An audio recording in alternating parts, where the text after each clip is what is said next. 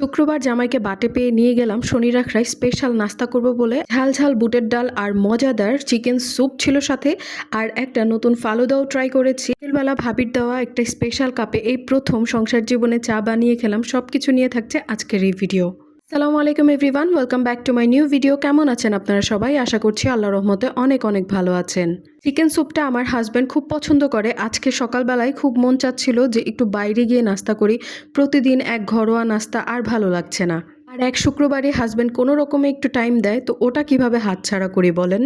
তাই তাকে এক পর্যায়ে রিকোয়েস্ট করে নিয়ে গেলাম শনির আখড়ায়। ঘরের পাশে শনির আখড়া ছাড়া আর কোথাও ভালো কোনো নাস্তার সন্ধান পাওয়া যাবে না। ভালো অপশনই আছে সূর্যবানু, আর শুক্রবার দিন সূর্যবানুতে তো প্রচুর লাইন থাকে।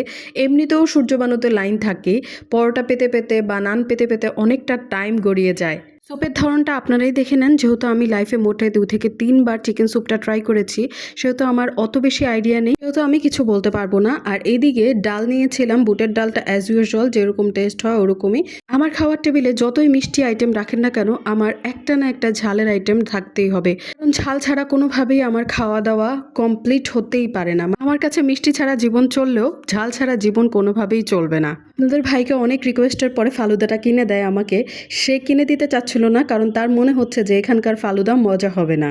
তার মতের বিরুদ্ধে ফালুদাটা নিয়েছি, জামাইয়ের কথা শুনিনি। আসলেই ফালুদাটা মজা হয়নি। তারপরে একটু মিষ্টি জিনিস কেন যেন খেতে ইচ্ছা করছে ইদানিং। যাই হোক, আজকে ভাবলাম যে বিকেলবেলা জামাইকে একটু চা বানিয়ে খাওয়াই। এই সুন্দর কুটু মগটা আমি আমার বড় ভাবি থেকে গিফট পেয়েছি। তার কাছে যত কুটু কুটু আইটেম আপনি পেয়ে যাবেন।